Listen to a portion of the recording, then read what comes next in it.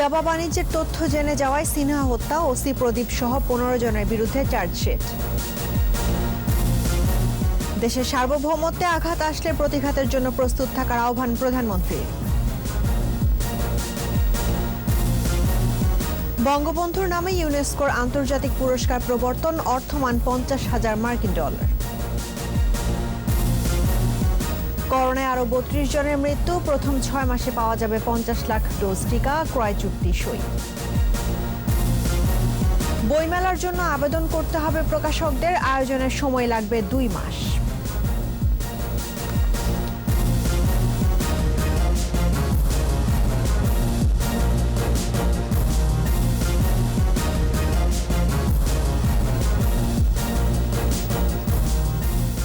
শুনছিলেন first security ইসলামী bank limited সংবাদ শিরোনাম। আমন্ত্রণ জানাচ্ছি সন্ধ্যা 7:21 সংবাদে। আপনাদের সঙ্গে আছি রাহনুমা রাহিম। দর্শক, একুশ টেলিভিশনের সংবাদ একই সাথে সরাসরি দেখতে পাবেন আমাদের ফেসবুক পেজ www.facebook.com/2124 অনলাইনে। এছাড়া সংবাদে আরও থাকছে।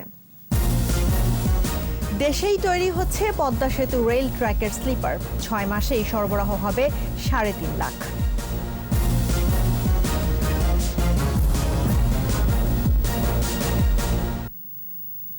টেকনাফ থানার বরখাস্ত ভারপ্রাপ্ত কর্মকর্তা প্রদীপ ও বহারছড়া তদন্ত কেন্দ্রের পরিদর্শক লিয়াকতের ইয়াবা বাণিজ্যের তথ্য জেনে যাওয়ায় খুন হন সেনাবাহিনীর অবসরপ্রাপ্ত মেজর সিনহা। টেকনাফ থানায় বসেই হয় এই হত্যার পরিকল্পনা। কক্সবাজার সিনিয়র জুডিশিয়াল ম্যাজিস্ট্রেট আদালতে 15 জনের বিরুদ্ধে অভিযোগপত্র জমা দেওয়ার পর সংবাদ ব্রিফিংয়ে এ তথ্য জানায় র্যাব। আসামিদের মধ্যে টেকনাফ থানার সহকারী উপপরিদর্শক সাগর পলাতক, বাকি সব আসামি কারাগারে। কক্সবাজার প্রতিনিধিকে সাথে নিয়ে আরও জানাচ্ছেন দীপু সারওয়ার। গত 31 জুলাই রাত 9:30টায় কক্সবাজার টেকনাফ মেরিন ড্রাইভ সড়কের শামলাপুর তল্লাশি চৌকিতে পুলিশের বাহারছড়া তদন্ত কেন্দ্রের তৎকালীন কর্মকর্তা লিয়াকত আলীর গুলিতে নিহত হন সেনাবাহিনীর অবসরপ্রাপ্ত মেজর সিনহা মোহাম্মদ রাশেদ খান। চাঞ্চল্যকর এই হত্যাকাণ্ডের মূল পরিকল্পনাকারী ছিলেন টেকনাফ থানার বরখাস্ত ভারপ্রাপ্ত কর্মকর্তা প্রদীপ কুমার দাস। আর পুরো ঘটনায় লিয়াকত ও প্রদীপের সহযোগী ছিলেন আরও 13 জন।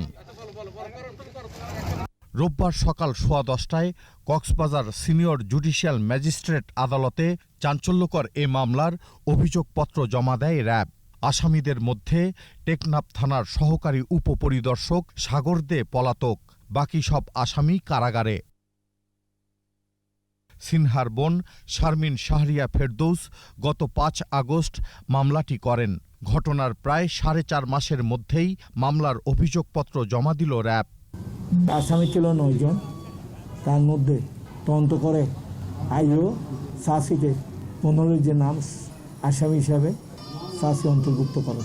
তবে অভিযোগপত্র নিয়ে অসন্তোষ প্রকাশ করেন আসামি পক্ষের আইনজীবী। টোটাল চার্জশিটটা তৈরি করে দিয়েছেন, এই টোটাল চার্জশিটের এটার উপরে আমরা চ্যালেঞ্জ করছি যে প্রসিডিংটা, যে তদন্তটা, এই তদন্তের এই লিগেল। পরে এ বিষয়ে ঢাকায় সংবাদ ব্রিফিং করে র্যাব সদর দপ্তর। হত্যাকাণ্ডের কারণ ও পরিকল্পনা সহ নানা বিষয় উঠে আসে। সিনহা সম্পর্কে পুরো বিস্তারিত বিষয় জানার পরেও ওসি প্রদীপ কুমার দাস যে ধরনের পদক্ষেপ নিয়েছেন তা অত্যন্ত অপরাধী এবং অত্যন্ত গর্হিত একটি কাজ। ইয়াবা বাণিজ্যের তথ্য জেনে যাওয়ার কারণেই কি খুন হয়েছেন সিনহা মোহাম্মদ রাশেদ খান? আর নীলিমা রিসোর্ট থেকে জব্দ করা সিনহার ল্যাপটপে কি ছিল? পুলিশ কেন ল্যাপটপটি জব্দ করে? এমন প্রশ্নেরও জবাব দেন তিনি। ল্যাপটপের মধ্যে স্পর্শকাতর কিছু ছিল যেটি কিনা পরবর্তী উদ্ধার করা সম্ভব না হলেও তাদের স্বীকারোক্তিতে এসেছিল, যেটি মূলত ওসি প্রদীপ এবং লিয়াকতের জন্য এক ধরনের অস্তিত্বের সংকট ছিল। কক্সবাজারের টেকনাফ মূলত ওসি প্রদীপের একটি অভয়াশ্রম ছিল। জুলাই মাসের মাঝামাঝি সময়ে টেকনাফ থানায় ওসি প্রদীপ, inspector Liaquat Ali, source Nurul Amin, Mohammad Ayaz source এবং মোহাম্মদ নিজামুদ্দিন একটি ষড়যন্ত্র করেন। তারা মূলত সিনহা মোহাম্মদ রাশেদ খান এবং তার সঙ্গীয় ব্যক্তিদেরকে স্পষ্টতই ধ্বংস করার জন্য লিয়াকতকে নির্দেশনা প্রদান করেন। সিনহা হত্যার ঘটনায় মাদক ও পুলিশের উপর হামলার অভিযোগে করা 3টি মামলার সত্যতা পায়নি র্যাব। ওই সব মামলায় আসামি ছিলেন সিনহার দুই বন্ধু শাহিদুল ইসলাম সিফাত ও শিপ্রা দেবনাথ। লেটস গো নামে ভ্রমণ বিষয়ক ডকুমেন্টারি বানানোর জন্য ঘটনার প্রায় 1 মাস আগে থেকেই সিনহার সাথে কক্সবাজারের হিমছড়ি এলাকায় ছিলেন তারা। উঠেছিলেন নীলিমা রিসোর্টে। একটি নৃশংস ঘটনা। দীপু সারোয়ার, 21 টেলিভিশন, ঢাকা। দেশের সার্বভৌমত্বে কেউ আঘাত করলে প্রতিঘাত করার জন্য প্রস্তুত থাকার আহ্বান জানিয়েছেন প্রধানমন্ত্রী শেখ হাসিনা। পররাষ্ট্রনীতি অনুযায়ী সব দেশের সঙ্গে বন্ধুত্বের সম্পর্ক উল্লেখ করে প্রধানমন্ত্রী বলেন, মিয়ানমারের 10 লাখ রোহিঙ্গা আশ্রয় দিয়ে কোনো সংঘাতে যায়নি বাংলাদেশ, তবে আলোচনায় সমাধানের চেষ্টা করছে সরকার। বিস্তারিত জানাচ্ছেন আকবর হোসেন সুমন।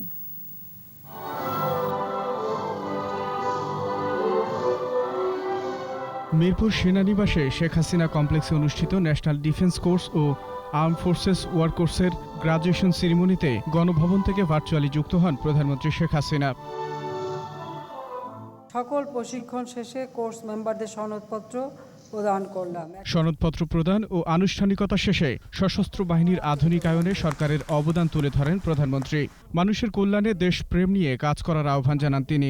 জাতিসংঘের শান্তিরক্ষা মিশনে আমাদের সশস্ত্র বাহিনী অবদান রেখে যাচ্ছে, কাজেই সেদিকে লক্ষ্য রেখেও আমাদের সশস্ত্র বাহিনীকে সবসময় আমি চেয়েছি একটা আধুনিক জ্ঞান সম্পন্ন এবং প্রযুক্তি জ্ঞান সম্পন্ন বাহিনী হিসেবে গড়ে তুলতে। মহান মুক্তিযুদ্ধের মধ্য দিয়ে এই বাহিনী গড়ে উঠেছে, কাজে এই বাহিনীর প্রতিটি সদস্য দেশপ্রেমে উদ্বুদ্ধ হয়ে নিজেদেরকে আপনারা গড়ে তুলবেন, যেন সবসময় জনগণের পাশে থেকে জনগণের কল্যাণে কাজ করেন।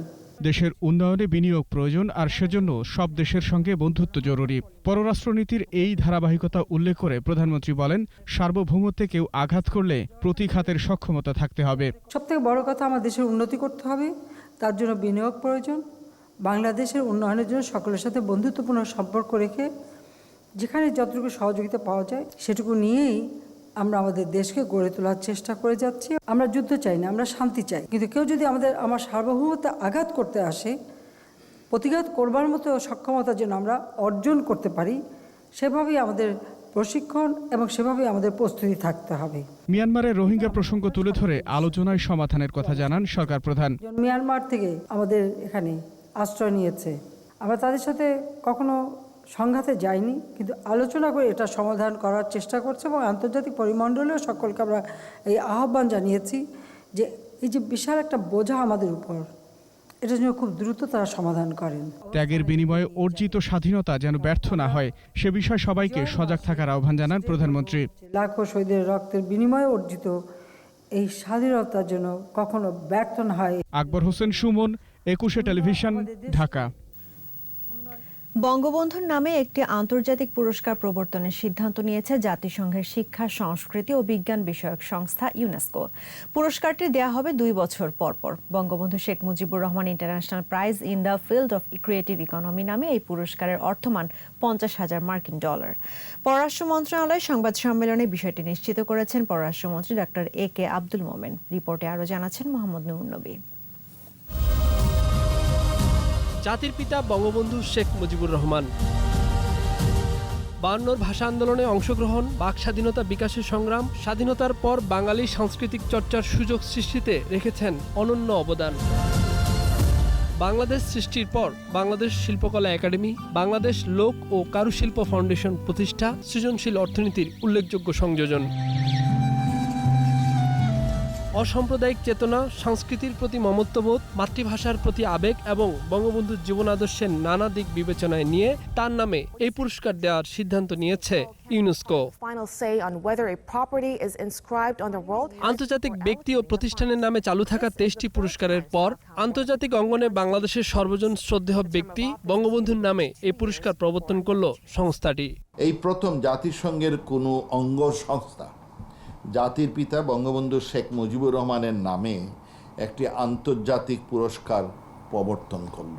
উল্লেখ্য, সৃজনশীল অর্থনীতির ক্ষেত্রে ইউনেস্কো বঙ্গবন্ধু পুরস্কার হবে সংস্থা কর্তৃক প্রবর্তিত প্রথম আন্তর্জাতিক পুরস্কার। পররাষ্ট্রমন্ত্রী জানালেন, এই পুরস্কার সৃজনশীল অর্থনীতিতে যুব সমাজের উন্নয়নে সাংস্কৃতিক কর্মী, প্রতিষ্ঠান বা সংস্থার উদ্যোগকে স্বীকৃতি দেবে। শিক্ষা, সংস্কৃতি, বিজ্ঞান ও প্রযুক্তি, বাক স্বাধীনতা প্রভৃতি ক্ষেত্রে বঙ্গবন্ধুর অবদান এবং বাংলাদেশ সরকারের ইউনেস্কোর প্রতি অঙ্গীকারের কথা বিবেচনায় নিয়ে ইউনেস্কো বঙ্গবন্ধুর নামে পুরস্কার প্রবর্তনে সম্মতি প্রদান করে। মুজিব বর্ষে পুরস্কারটি প্রবর্তনের মধ্য দিয়ে বঙ্গবন্ধুর জন্মশতবার্ষিকীর আয়োজনে সরাসরি যুক্ত হল সংস্থাটি। পুরস্কারটি বঙ্গবন্ধুর জীবনাদর্শ বিশ্বময় ছড়িয়ে দেওয়ার সুযোগ তৈরির পাশাপাশি সৃজনশীল অর্থনীতির বিকাশে অনুপ্রেরণা যোগাবে বলে উল্লেখ করেন পররাষ্ট্রমন্ত্রী। এই পুরস্কার বাংলাদেশের ব্র্যান্ডিং ও ইমেজ বিল্ডিংয়ে বিশেষ ভূমিকা রাখবে বলে আমরা মনে করি। মোহাম্মদ নুরুন নবী, একুশে টেলিভিশন, ঢাকা। 24 ঘন্টায় কোভিড-19 দেশে আরও 32 জনের মৃত্যু হয়েছে। এ নিয়ে এ পর্যন্ত মৃতের সংখ্যা বেড়ে 7052। স্বাস্থ্য অধিদপ্তরের তথ্য অনুযায়ী সংক্রমণের 281তম দিনে অ্যান্টিজেন টেস্ট সহ 12,748 জনের নমুনা পরীক্ষায় শনাক্ত হয়েছে 1,355 জন। শনাক্তের সংখ্যা বেড়ে 4,90,533। নতুন 3,393 জন সহ সুস্থ হয়েছে 4,20,896 জন। 24 ঘন্টায় শনাক্তের হার 10.63%। দেশে এ পর্যন্ত 140টি ল্যাবে করোনা পরীক্ষা হয়েছে 29,69,630 জনের। আগামী জানুয়ারি শেষ অথবা ফেব্রুয়ারিতে বাংলাদেশ অক্সফোর্ডের অ্যাস্ট্রাজেনেকা ভ্যাকসিন পাবে বলে জানিয়েছেন স্বাস্থ্যমন্ত্রী জাহিদ মালেক। ভারতের সেরাম ইনস্টিটিউট থেকে অক্সফোর্ডের ভ্যাকসিন নিতে বেক্সিমকো ফার্মাসিউটিক্যালসের সাথে ক্রয় চুক্তিও করেছে স্বাস্থ্য অধিদপ্তর। আগামী 6 মাসে 3 কোটি ভ্যাকসিন আমদানি করবে বাংলাদেশ। বিস্তারিত জানাচ্ছেন স্মৃতি মণ্ডল। করোনা মহামারী মোকাবেলায় দ্রুত ভ্যাকসিন পেতে বিশ্বের উন্নত দেশগুলোর মতোই তৎপর বাংলাদেশ। 15 ডিসেম্বরের আগে ক্রয় চুক্তি করার শর্ত হিসেবে ভারতের সেরাম ইনস্টিটিউট থেকে অক্সফোর্ডের ভ্যাকসিন নেয়ার জন্য বেক্সিমকো ফার্মাসিউটিক্যালসের সাথে ক্রয় চুক্তি সম্পন্ন করে স্বাস্থ্য অধিদপ্তর। আমরা যে ভ্যাকসিনটি নিচ্ছি অক্সফোর্ডের আবিষ্কৃত অ্যাস্ট্রাজেনেকার, যেটা সেরাম ইনস্টিটিউট ইন্ডিয়াতে তৈরি হচ্ছে। আমরা 3 কোটি ডোজের জন্য বুকিং দিয়েছি। এই চুক্তির আওতায় আগামী জানুয়ারি মাসের শেষে অথবা ফেব্রুয়ারিতে বাংলাদেশ অক্সফোর্ডের অ্যাস্ট্রাজেনেকার ভ্যাকসিন পাবে বলে জানান স্বাস্থ্যমন্ত্রী। ভ্যাকসিন এখানে আনার জন্য যে প্রস্তুতি সেটা গ্রহণ করা হয়েছে, রাখার যে প্রস্তুতি, স্টোরেজ, সেটার ব্যবস্থা করা হয়েছে এবং অন্যান্য যে সরঞ্জাম লাগবে ভ্যাকসিন দেওয়ার জন্য সে বিষয়েও আমরা প্রস্তুতি গ্রহণ করছি। মন্ত্রী বলেন, প্রথম ধাপে 50 লাখ ডোজ আসবে, এরপর প্রতি ধাপে আসবে 50 লাখ করে। এই প্রক্রিয়া শেষ হবে 6 মাসে। অ্যাস্ট্রাজেনেকা ভ্যাকসিনের পাশাপাশি আরও কিছু কোম্পানির সাথেও আলোচনা চলমান বলে জানান স্বাস্থ্যমন্ত্রী। ভ্যাকসিন কিন্তু একবারে আসবে না, এটা প্রত্যেক মাসে একটা করে লট আসবে এবং আমরা এই 3 কোটি ডোজ 1.5 কোটি লোককে দিতে পারবো, কারণ প্রতিটি লোকের জন্য 2টি করে ডোজ লাগবে। এদিকে রাজধানীর একটি হোটেলে অপর অনুষ্ঠানে কোভিড-19 সংক্রান্ত জাতীয় গাইডলাইনের মোড়ক উন্মোচন করেন স্বাস্থ্যমন্ত্রী। এ সময় করোনা নিয়ন্ত্রণ ও ভ্যাকসিন ক্রয়ে সরকারের বিভিন্ন পদক্ষেপের কথা তুলে ধরেন মন্ত্রী। স্মৃতি মণ্ডল, একুশে টেলিভিশন, ঢাকা। অমর একুশে গ্রন্থমেলা নিয়ে 2 ধরনের কথা বলছে বাংলা একাডেমি এবং জ্ঞান ও সৃজনশীল প্রকাশক সমিতি। প্রকাশক সমিতি থেকে বইমেলা হবে বলা হলেও বাংলা একাডেমি বলছে মন্ত্রণালয়ের সিদ্ধান্তে বইমেলা স্থগিত আছে। প্রকাশকরা যদি মেলা করতে চান নতুন করে আবেদন করতে হবে। মেলা করার সিদ্ধান্ত হলে বাংলা একাডেমি আয়োজন করবে। জসিম জুয়েলের রিপোর্ট। 2021 সালের বইমেলা ভার্চুয়ালি হবে। মন্ত্রণালয়ের এমন সিদ্ধান্তে ক্ষুব্ধ প্রকাশক সমিতি। প্রথমতে স্বাস্থ্যবিধি মেনে বইমেলা করার দাবি করেন তারা। এমন প্রেক্ষাপটে রোববার বাংলা একাডেমিতে মহাপরিচালকের সঙ্গে বৈঠকে বসেন প্রকাশকরা। ঘণ্টাব্যাপী বৈঠকে স্বাস্থ্যবিধি মেনে প্রয়োজনে সময় আরও কিছুটা পিছিয়ে বইমেলা করার পক্ষে প্রস্তাব আসে। বৈঠক শেষে বাংলাদেশ জ্ঞান ও সৃজনশীল প্রকাশক সমিতি এবং পুস্তক প্রকাশক ও বিক্রয় সমিতির সভাপতি বলেন, আলোচনা ফলপ্রসূ হয়েছে। এবারের বইমেলা হচ্ছে, তবে বদলে যেতে পারে সময়। 1 তারিখে হচ্ছে না এই কথাটি আমরা ওইভাবে বলছি না, কিন্তু আমরা আলোচনা করে দেখব যে সম্ভবত আমরা একটু পরের থেকে শুরু করার চেষ্টা করব। মহাপরিচালক মহোদয় মেনে নিয়েছেন এবং উনি এটাও বলেছেন যে মেলা তো অবশ্যই হবে, কিন্তু ভার্চুয়ালি হচ্ছে না, এটাই স্পষ্ট। বাংলা একাডেমির মহাপরিচালক বলেন, মন্ত্রণালয়ের সিদ্ধান্ত অনুযায়ী বইমেলা স্থগিত আছে, তবে প্রকাশকরা চাইলে নতুন করে আবেদন করতে পারে। মেলার পক্ষে সিদ্ধান্ত আসলে প্রস্তুতির জন্য সময় লাগবে 2 মাস। বইমেলা কখনো বাতিল করা হয়নি, বইমেলা স্থগিত করা হয়েছে। তাদের দাবি ছিল ফেব্রুয়ারি মাসেই বইমেলাটি শুরু করা যায় কিনা। আমি তাদের দাবির পরিপ্রেক্ষিতে বলেছি, কবে আপনারা ফেব্রুয়ারির বইমেলা শুরু করতে চান সেই তারিখটি লিখিতভাবে আমাদের জানান। তবে বাংলা একাডেমিকে অবশ্যই আপনাদের 2 মাসের সময় দিতে হবে বইমেলা আয়োজনের জন্য। বাংলা একাডেমি কখনোই বইমেলা করার বিরুদ্ধে নয়, তবে দেশের সার্বিক পরিস্থিতি বিবেচনা করেই সব সিদ্ধান্ত নেওয়া হবে বলে জানান মহাপরিচালক। জসিম জুয়েল, 21 টেলিভিশন, ঢাকা। দেশেই তৈরি হবে পদ্মা সেতু রেল ট্র্যাকের সকল স্লিপার। কম সময়ে তৈরি ও সরবরাহ নিশ্চিত করতে এবং নির্মাণ ব্যয় কমাতে ফরিদপুরের ভাঙ্গায় স্থাপন করা হয়েছে স্বয়ংক্রিয় কারখানা। কারখানাটি 6 মাসের মধ্যে 3.5 লাখ স্লিপার সরবরাহ করবে। রিপোর্টে আরও জানাচ্ছেন মোহাম্মদ নূর নবী, ছবি তুলেছেন ইয়াকুব হোসেন। কাটা হচ্ছে রড, তৈরি হচ্ছে খাঁচা, আরেকদিকে প্রস্তুত করা হচ্ছে কনক্রিট ও সিমেন্টের মশলা। নির্দিষ্ট মাপের ছাঁচে ফেলে যান্ত্রিক কম্পনে নিশ্চিত করা হচ্ছে গাঁথনি ঠিক আছে কিনা। এরপর অটোমেটিক লাইন অ্যাসেম্বলিংয়ে তৈরি হচ্ছে প্রি স্টেজ কনক্রিট স্লিপার। কারখানার ভেতরেই মান নিয়ন্ত্রণের সব ধরনের আয়োজন। ফরিদপুরের ভাঙ্গায় অত্যাধুনিক এই স্লিপার কারখানায় তৈরি হচ্ছে পদ্মা সেতুর রেল লাইনের জন্য 6 ক্যাটাগরির স্লিপার। আমাদের কাছে এটা বিশাল চ্যালেঞ্জ, আমরা খুব দ্রুত সম্ভব আমরা এই কাজটা শেষ করার জন্য আমরা এগিয়ে যাচ্ছি। শুধু মাওয়া থেকে ফরিদপুরের ভাঙ্গা পর্যন্ত প্রয়োজন 80,000 পিস, আর এই প্রকল্পে নড়াইল হয়ে যশোর পর্যন্ত 170 কিলোমিটারে প্রয়োজন 3.5 লাখ পিস স্লিপার। সবগুলো তৈরিতে সময় লাগবে 5 থেকে 6 মাস। পদ্মা ব্রিজের উপরেও স্লিপার লাগবে, সেগুলো এখানে তৈরি হবে। ট্র্যাক লে করে ধরে নিয়ে যায়, খালি বসাবো, আমাদের এখানে বসাতে বেশি সময় লাগবে না। মাওভাঙ্গা সেকশনের জন্য মোট 80,000-এর মতো স্লিপারের প্রয়োজন হবে। তার মধ্যে 23,700 স্লিপার হচ্ছে যেটাকে ব্যালাস্টলেস ট্র্যাকের জন্য ব্যবহার করা হবে। এটা হচ্ছে পদ্মা সেতু এবং ভায়াডাক্টের দুপাশে ভায়াডাক্টের জন্য। স্লিপার তৈরি করে আপাতত রাখা হচ্ছে প্রশস্ত ইয়ার্ডে। মান নিয়ন্ত্রণের দিক নিশ্চিত করতে স্লিপারের নমুনা পাঠানো হয়েছে চীনে।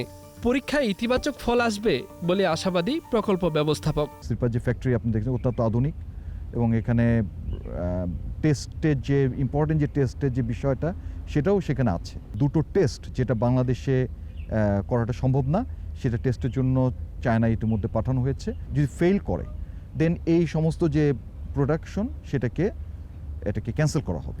কাজ শুরু হলে প্রতিদিনই কমপক্ষে 1 কিলোমিটার রেল লাইন স্লিপার বসানোর প্রস্তুতি আছে বলেও জানান প্রকল্প সংশ্লিষ্টরা। পদ্মা বহুমুখী সেতু এর নির্মাণযোগ্যে যতটুকু কাজ নদীবক্ষের উপর দৃশ্যমান, তার বাইরে অনেক কাজ হচ্ছে লোকচক্ষুর আড়ালে। এই যেমন ফরিদপুরের ভাঙ্গার এই স্লিপার ফ্যাক্টরিতে তৈরি হচ্ছে প্রতিদিন শত শত স্লিপার। এই স্লিপার দিয়ে পদ্মা রেল লিঙ্ক প্রকল্পে রেলের ট্র্যাকের স্লিপার বসানো হবে এবং শুধু পদ্মা সেতুতে নয়, পদ্মা সেতু হতে শুরু করে জাজিরা হতে ফরিদপুরের ভাঙ্গা এমনকি যশোর পর্যন্ত যত পরিমাণে স্লিপারের প্রয়োজন হবে সব কিছু সরবরাহ করা হবে এই ফ্যাক্টরি থেকে। মোহাম্মদ নূর নবী, 21 television, Bhanga, Faridpur. No mask no service বিধি মেনে চলুন, সুস্থ থাকুন। নিচ্ছি বিরতি, যখন ফিরছি তখন অন্যান্য খবরের সঙ্গে আরও থাকবে। সাম্প্রদায়িক শক্তির কাছে মাথা নত করবে না বাংলাদেশ, বলছে 14 দল, প্রতিহত করার অঙ্গীকার।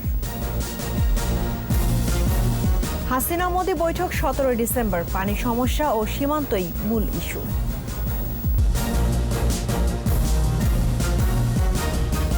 আবারও আমন্ত্রণ সন্ধ্যা 7টার 21 সংবাদে। বঙ্গবন্ধুর ভাস্কর্য অবমাননাকে স্বাধীনতার চেতনার ওপর হামলা বলে মন্তব্য করেছেন প্রধানমন্ত্রীর তথ্য প্রযুক্তি বিষয়ক উপদেষ্টা সজীব ওয়াজেদ জয়। মুক্তিযুদ্ধের বিরোধিতাকারী গোষ্ঠী দেশকে পিছিয়ে নেওয়ার অপচেষ্টা করছে বলে অভিযোগ করেন তিনি। মৌলবাদী শক্তিকে প্রতিহত করতে তরুণদের প্রতি আহ্বান জানান সজীব ওয়াজেদ জয়। বিস্তারিত জানাচ্ছেন আকবর হোসেন সুমন। ডিজিটাল বাংলাদেশের এগিয়ে যাওয়ার 12 বছর শীর্ষক ওয়েবিনারে ভার্চুয়ালি যুক্ত হন প্রধানমন্ত্রীর তথ্য প্রযুক্তি বিষয়ক উপদেষ্টা সজীব ওয়াজেদ জয়। আমাদের দেশে 10 কোটির উপর মানুষ এখন ইন্টারনেট ব্যবহার করছে। দেশের তথ্য প্রযুক্তি খাতে সরকারের অবদান ও অগ্রগতির চিত্র তুলে ধরেন জয়। অভিযোগ করেন এই অগ্রযাত্রা ব্যাহত করতেই ষড়যন্ত্র করছে মৌলবাদী চক্র। অনেকে ভুলে যায় যারা তরুণ তরুণী, তাদের অবশ্যই জানা নাই, তাদের হয়তো তখন জন্মই হয় নাই। সেই 4 বছরের কম সময়ের মধ্যে বাংলাদেশকে বঙ্গবন্ধু যে পরিমাণ এগিয়ে নিয়েছিলেন, যে পরিমাণ উন্নয়নের কাজ তিনি আরম্ভ করেছিলেন, কেউ কিন্তু ভাবতে পারে না। সেই উন্নয়নের ধারা যদি ধরে রাখা যেত, বাংলাদেশ কিন্তু আজকে একটি উন্নয়নশীল দেশ হতো। চতুর্থ শিল্প বিপ্লবের পথে বাংলাদেশ ভবিষ্যৎ প্রযুক্তি খাতে নতুন কোনো আবিষ্কার করবে এবং নেতৃত্ব দেবে, এমন স্বপ্নের কথাও জানান তিনি। চতুর্থ শিল্প বিপ্লব, বাংলাদেশ এখানে শুধু অংশগ্রহণ হবে না, আমরা এখানে নেতৃত্ব দেব। আমার বিশ্বাস আছে যে ভবিষ্যৎ আইসিটি টেকনোলজি বাংলাদেশে আমরা কিছু আবিষ্কার করব। এই ভবিষ্যৎ টেকনোলজিতে আমরা অন্যান্য অনেক দেশের থেকে এগিয়ে যেতে পারি। এখানে নতুন টেকনোলজি, আর্টিফিশিয়াল ইন্টেলিজেন্স বলেন, রোবোটিক্স বলেন, এখানে আমরা নতুন কিছু আবিষ্কার করব। এইটা আমার বিশ্বাস। কর্মসংস্থানের পাশাপাশি আত্মনির্ভরশীল তরুণ প্রজন্ম গড়ে তুলতে সরকারের অবস্থান তুলে ধরেন সজীব অজের জয়। আমরা তোমাদেরকে শুধু কর্মসংস্থান করে দিচ্ছি না, নিজেদের কর্মসংস্থান সৃষ্টি করার সুযোগ করে দিয়েছি। আকবর হোসেন সুমন, 21 টেলিভিশন, ঢাকা। 34টি পৌরসভায় আওয়ামী লীগের মেয়র পদে প্রতিদ্বন্দ্বিতা করছেন 300-রও বেশি প্রার্থী। মনোনয়নপত্র জমা দেওয়ার শেষ দিনে দলীয় সভাপতির কার্যালয়ে দৌড়ঝাঁপে ব্যস্ত মনোনয়ন প্রত্যাশীরা। 18 ডিসেম্বর দলের মনোনয়ন বোর্ডের সভায় প্রার্থী চূড়ান্ত করা হবে। বিস্তারিত আরও জানাচ্ছেন আকবর হোসেন সুমন। ধানমন্ডিতে আওয়ামী লীগ সভাপতির রাজনৈতিক কার্যালয়ে আসন্ন পৌরসভা নির্বাচনে দলীয় মনোনয়নপত্র সংগ্রহ ও জমা দেবার শেষ দিন। 2 দফায় তফসিল ঘোষণার পর থেকেই দলীয় মনোনয়ন সংগ্রহে ভিড় জমেছে দফতরে। আমার মাননীয় সভানেত্রী উনি যে সিদ্ধান্ত নেবেন, উনি যদি আমাকে নমিনেশন দেন তাহলে আমি নির্বাচন করব, এবং আমি যদি চেয়ারম্যান নির্বাচিত হই তা পিরোজপুর যে মাদক সন্ত্রাস এবং যে টেন্ডারবাজ এর যে অভয়ারণ্য আছে সেটাকে আমি ভেঙে দিব। যদি আওয়ামী লীগ আমাকে মনোনীত করেন, আল্লাহর রহমতে আমার এলাকার মানুষ, একদম সর্বস্তরের মানুষ আমার সঙ্গে আছেন। এলাকার উন্নয়নে নিজের অবস্থান তুলে ধরে দলের মনোনীত প্রার্থীকে সহায়তারও আশ্বাস দিয়েছেন মনোনয়ন প্রত্যাশীরা। জেলার কাছে আবেদন করা সত্ত্বেও আমাদের নাম পাঠানো হয়নি। পরবর্তীতে আমরা মাননীয় নেত্রী, আমাদের সভানেত্রীর দৃষ্টি আকর্ষণ করায় আমরা মনোনয়ন ফর্ম নিতে সক্ষম হয়েছি। জননেত্রী শেখ হাসিনা যদি সঠিক তদন্ত করে এবং জরিপ করে, অবশ্যই আমার রেজাল্ট ভালো আসবে। দলের মনোনয়ন না পেলে বিরোধিতার সুযোগ নেই বলে মনে করেন প্রার্থীরা। আকবর হোসেন সুমন, 21 টেলিভিশন, ঢাকা। সাম্প্রদায়িক শক্তির কাছে মাথা নত করবে না বাংলাদেশ। যারা দেশকে অকার্যকর রাষ্ট্রে পরিণত করতে চায়, এখনই তাদের প্রতিহত করতে হবে। শহীদ বুদ্ধিজীবী দিবস উপলক্ষে এক ভার্চুয়াল আলোচনায় এসব কথা বলেন 14 দলের নেতারা। আকবর হোসেন সুমনের আরও একটি রিপোর্ট। শহীদ বুদ্ধিজীবী দিবস উপলক্ষে 14 দল আয়োজন করে ভার্চুয়াল আলোচনার। এতে উঠে আসে ভাস্কর্য ইস্যু। ধর্ম ব্যবহার করে সুবিধা আদায়কারী গোষ্ঠীর এমন অপচেষ্টাকে প্রতিহত করার আহ্বান আসে কেন্দ্রীয় নেতাদের বক্তব্যে। জিয়া রহমান যেভাবে এই মৌলবাদী, উগ্র মৌলবাদী ছাত্র বিরোধীদের যেভাবে পৃষ্ঠপোষকতা করেছিলেন, একইভাবে তারপরে এরশাদ সাহেব করেছিলেন। এটা তো হেফাজতকে সামনে দিয়ে পিছনে জামাত সবাই কলকাঠি নেড়ে দেশ দখল করার পায়তারা করছিল। তাদের প্রতি কোনো নমনীয় ভাব প্রদর্শন করলে আবার আমাদের বিপদেই পড়তে হবে। সাপকে মুখে চুমু দিলে পরে সাপ ছোবল মারে, তো খুব সাধারণ কথা, সাপ ছোবল মারা ভুলে না। জামাত পিছন থেকে সংগঠিত হচ্ছে। মুক্তিযুদ্ধের বিরোধিতাকারীদের যারা পুনর্বাসন করেছিল, তাদের পৃষ্ঠপোষকতায় মৌলবাদী গোষ্ঠী বেড়ে উঠছে বলে উল্লেখ করেন 14 দলের সমন্বয়ক। এই জাতীয় শত্রুদের যারা মুক্তিযুদ্ধকে সেদিন প্রতিহত করার চেষ্টা করা ছিল, স্বাধীনতা সার্বভৌমত্বের বিরোধী শক্তি, তাদেরকে প্রতিহত করার জন্য আবার ঐক্যবদ্ধ হতে হবে 71 চেতনা। ভাস্কর্য বিরোধীদের ধর্ম ব্যবসায়ী বলে মন্তব্য করেন তথ্যমন্ত্রী। ধর্মীয় বিষবাষ্প ছড়ানো এটি সংবিধান লঙ্ঘন, এটি রাষ্ট্রের বিরুদ্ধে অবস্থান নেওয়ারই শামিল। স্বাধীনতার 49 বছরের অর্জন যে শক্তি জুগিয়েছে তা ধ্বংসের ষড়যন্ত্র চলছে বলে অভিযোগ করেন কেন্দ্রীয় নেতারা। তাদের নেতৃত্ব সেই দায় এড়াতে পারে না। আকবর হোসেন সুমন, 21 টেলিভিশন, ঢাকা। ভাস্কর্য ইসলাম ধর্মের সাথে সাংঘর্ষিক নয় বলে জানিয়েছেন হক্কানি আলেম সমাজ নামে একটি ইসলামী সংগঠন। ইসলামের অপব্যাখ্যা করে যারা ভাস্কর্য বিরোধী অবস্থান নিয়েছেন তাদেরকে প্রতিহত করার ঘোষণাও দেন তারা। ধর্ম প্রত্যেকটি জাতির জন্য নির্ধারণ করা আছে এবং ইসলাম ধর্ম অন্য কোনো ধর্মকে ব্যঙ্গ করে না, কটাক্ষ করে না। এবং আমরা এটা জানি যে মদিনা সনদের ভেতরে এও আছে যে যারা মদিনাতে অবস্থান করছে, যারা ইহুদি, যারা মুশরিক, যার যার ধর্ম সে পালন করবে, তার এখানে আমি কেন তার দেবতাকে আমি ভাঙতে যাব? এটা আদৌ ইসলাম কখনো সমর্থন করে না। মোদি হাসিনা শীর্ষ বৈঠক 17 ডিসেম্বর। দুই দেশের বিরাজমান পানি সমস্যা, সীমান্তের অনিশ্চয়তা এবং যোগাযোগের উন্নয়নের মতো বিষয়গুলো প্রাধান্য পাবে বৈঠকে। পররাষ্ট্রমন্ত্রী ডক্টর এ.কে. আব্দুল মোমেন জানিয়েছেন 55 বছর পর ভারত হলদিবাড়ি রেল যোগাযোগের উদ্বোধন করা হবে। মেহেরপুর নদিয়া মহাসড়কটি আবারও চালু করার প্রস্তাব দেবে বাংলাদেশ। পররাষ্ট্রমন্ত্রী বলেন, ভারতের সাথে বাংলাদেশের সম্পর্ক রক্তের। দুই দেশের যে কোনো সমস্যা সুরাহা আলাপ আলোচনার মাধ্যমে হবে বলেও মনে করেন পররাষ্ট্রমন্ত্রী।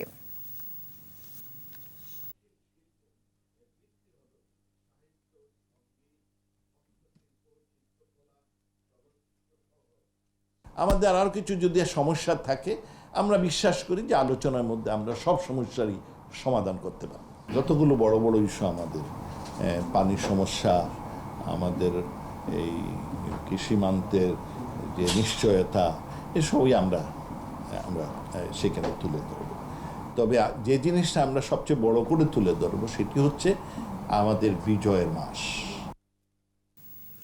সরকার চাইলেই দুদকের দায়ের করা কোনো দুর্নীতির মামলা প্রত্যাহার কিংবা প্রত্যাহারে কোনো রকম সুপারিশ করতে পারবে না উল্লেখ করে রায় ঘোষণা করেছেন হাইকোর্ট।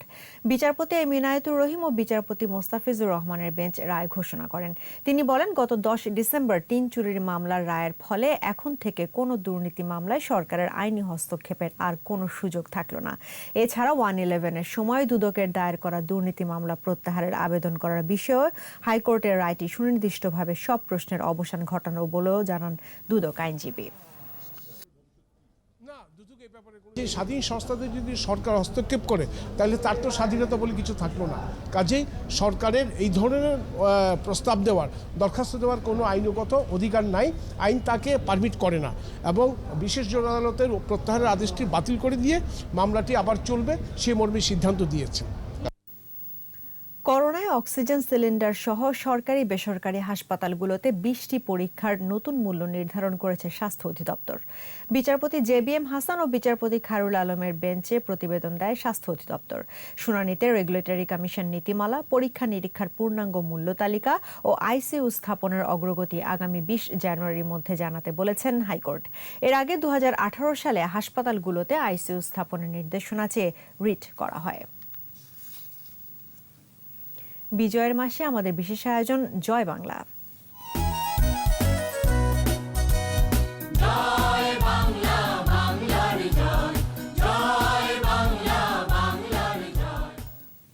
বাঙালির জাতিরাষ্ট্র প্রতিষ্ঠার সম্মুখ সমর ছিল মুক্তিযুদ্ধ। এই যুদ্ধে অংশ নিয়েছে সকল শ্রেণী পেশার মানুষ সহ সর্বস্তরের জনতা, কেউ পরোক্ষ, কেউ সরাসরি। রণাঙ্গনে মুক্তিযোদ্ধাদের সাহস জুগিয়েছিল অজস্র পোস্টার, গান আর গণবিদারী স্লোগান। পৃথিবী কাঁপানো স্লোগান ছিল জয় বাংলা। আরো জানাচ্ছেন প্রণব চক্রবর্তী।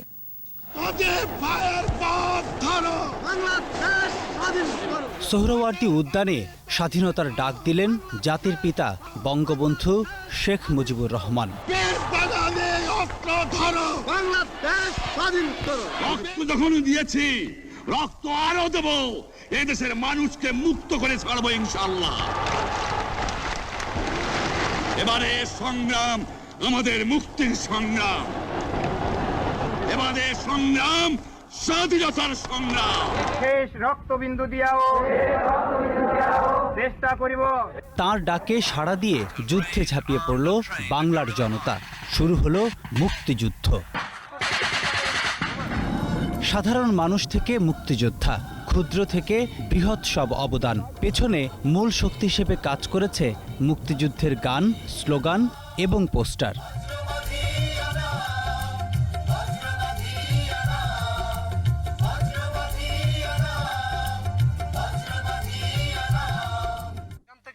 মুক্তিযুদ্ধের জনপ্রিয় 3টি স্লোগানের একটি বীর বাঙালি অস্ত্র ধরো, বাংলাদেশ স্বাধীন করো। এই একটি স্লোগান নিজের মধ্যে এতটাই উদ্দীপনা নিয়ে আসে যে কেউ চাইলেও ঘরে বসে থাকতে পারেনি। দোলা দিয়েছে তরুণ রক্তে।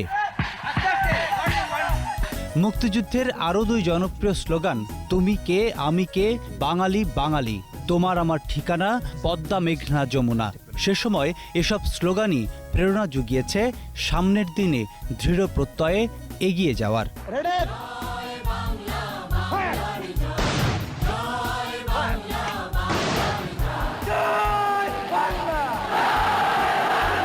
এই 3টি স্লোগানের বাইরে পৃথিবী কাঁপানো স্লোগান ছিল জয় Bangla.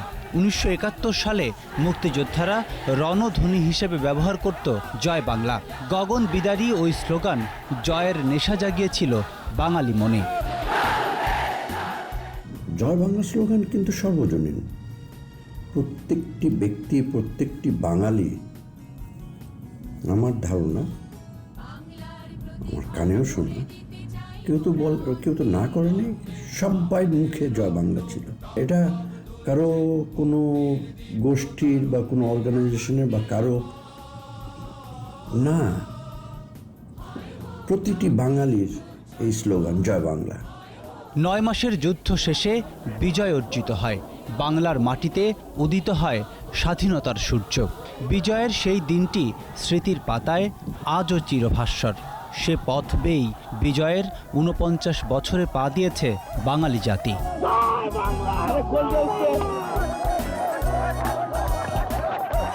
Pranab Chakraborty, 21 television, Dhaka. No mask no service বিধি মেনে চলুন, সুস্থ থাকুন। নিচ্ছি বিরতি, যখন ফিরছি তখন অন্যান্য খবরের সঙ্গে আরও থাকবে। চট্টগ্রামে ইউপি চেয়ারম্যান হত্যা মামলায় 10 আসামির মৃত্যুদণ্ড, 5 জনের যাবজ্জীবন। সোমবার থেকে যুক্তরাষ্ট্রে ভ্যাকসিন দেয়া শুরু, করোনার ঢেউ ঠেকাতে বিভিন্ন দেশে কড়াকড়ি।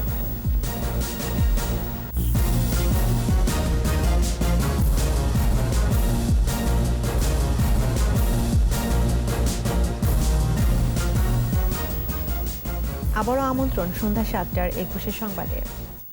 চট্টগ্রামে 21 বছর আগে সাতকানিয়ার সোনাকানিয়া ইউনিয়নের চেয়ারম্যান আমজাদ হোসেন হত্যা মামলায় 10 আসামিকে ফাঁসির আদেশ দিয়েছেন আদালত। একই মামলায় 5 জনকে যাবজ্জীবন ও 4 জনকে খালাস দিয়েছেন আদালত। দ্রুতবিচার ট্রাইব্যুনালের বিচারক এ.কে.এম. মোজাম্মেল হক এ রায় দেন। ফাঁসির আসামিদের মধ্যে সাতকানিয়া সদর ইউনিয়নের বর্তমান চেয়ারম্যান ও আওয়ামী লীগ নেতা নিজাম উদ্দিনও রয়েছে। রায়ে স্বস্তি প্রকাশ করেছে নিহত আমজাদের পরিবার। 1999 সালের 3 অক্টোবর মির্জাখিল দরবার শরীফের সামনে সোনাকানিয়া ইউনিয়ন পরিষদের চেয়ারম্যান ও আওয়ামী লীগ নেতা আমজাদ হোসেনকে গুলি করে হত্যা করে সন্ত্রাসীরা।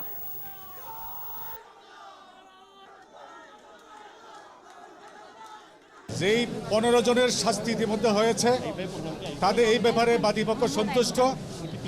যে 4 জনকে খালাস দেওয়া হয়েছে, সেই বিষয়ে রেকর্ড দেখেই আমরা পরবর্তী সিদ্ধান্ত নেব।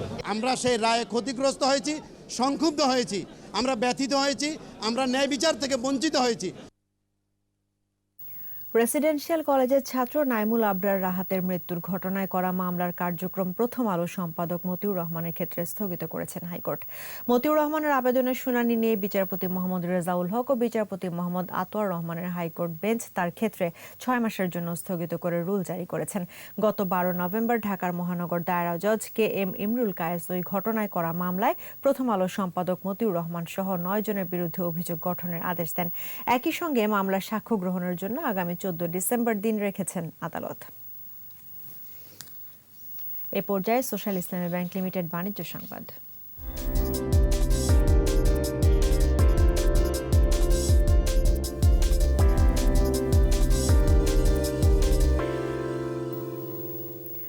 সূচকের ঊর্ধ্বমুখী প্রবণতা নিয়েই সপ্তাহের প্রথম কর্মদিবস পার করেছে দেশের 2 পুঁজিবাজার, সাথে বেড়েছে লেনদেনও। রোববার ডিএসইতে লেনদেন হওয়া 356টি প্রতিষ্ঠানের মধ্যে দর বেড়েছে 141টির, কমেছে 153টির, আর অপরিবর্তিত ছিল 62টির দর। ডিএসইর প্রধান সূচক ডিএসইএক্স 31 পয়েন্ট বেড়ে উঠে আসে 5126 পয়েন্টে। দিন শেষে ডিএসইতে লেনদেনের পরিমাণ দাঁড়ায় 1003 কোটি 38 লাখ টাকা।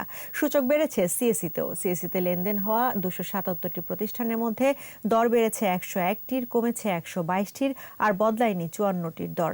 আর সিএসইতে লেনদেন হয়েছে 35,27,00,000 টাকা শেয়ার ও মিউচুয়াল ফান্ড। ঘরোয়া ফুটবলের জনপ্রিয় আসর ফেডারেশন কাপের ড্র অনুষ্ঠিত হয়েছে। বাফুফে কার্যালয়ে ড্রয়ের পাশাপাশি টুর্নামেন্টের লোগো উন্মোচন করা হয়। আগামী 22 ডিসেম্বর মাঠে গড়াবে মৌসুমের প্রথম প্রতিযোগিতামূলক tournament federation cup. Defending champion Bashundhara kings C গ্রুপের প্রতিপক্ষ হিসেবে পেয়েছে চট্টগ্রাম আবাহনী ও রহমতগঞ্জ ক্লাবকে। মুসলিম ফ্রেন্ডস অ্যান্ড সোসাইটিকে। বি গ্রুপের 4 দল Saif sporting club, Arambagh, brothers union ও উত্তর বারিধারা। এ গ্রুপে আছে শেখ রাসেল, শেখ জামাল ও Bangladesh police football club. D গ্রুপে আবাহনী ছাড়াও আছে মোহামেডান ও মুক্তিযোদ্ধা সংসদ।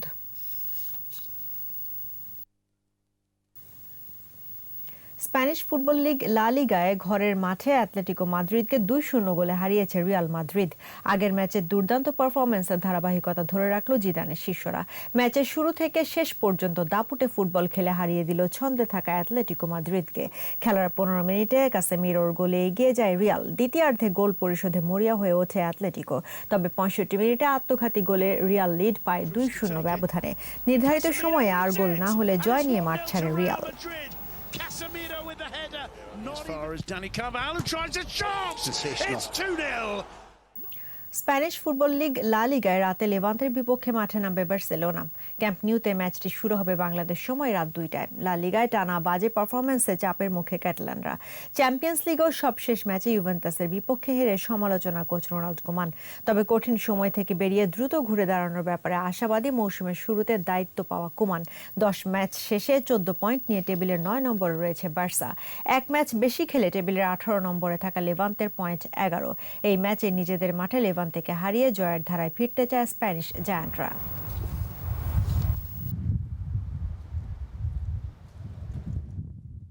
আর এরই সঙ্গে শেষ করছি সন্ধ্যা 7টার 21 সংবাদ। তবে যাবার আগে ফার্স্ট সিকিউরিটি ইসলামী ব্যাংক লিমিটেড সংবাদ শিরোনামগুলো জানাবো আরো একবার। ইয়াবা বাণিজ্যের তথ্য জেনে যাওয়ায় সিনহা হত্যা, ওসি প্রদীপ সহ 15 জনের বিরুদ্ধে চার্জশিট। দেশের সার্বভৌমত্বে আঘাত আসলে প্রতিঘাতের জন্য প্রস্তুত থাকার আহ্বান প্রধানমন্ত্রীর। বঙ্গবন্ধুর নামে ইউনেস্কোর আন্তর্জাতিক পুরস্কার প্রবর্তন, অর্থমান $50,000 মার্কিন। করোনায় আরো 32 জনের মৃত্যু, প্রথম 6 মাসে পাওয়া যাবে 50 লাখ ডোজ টিকা, ক্রয় চুক্তি সই। এবং বইমেলার জন্য আবেদন করতে হবে প্রকাশকদের, আয়োজনের সময় লাগবে 2 মাস।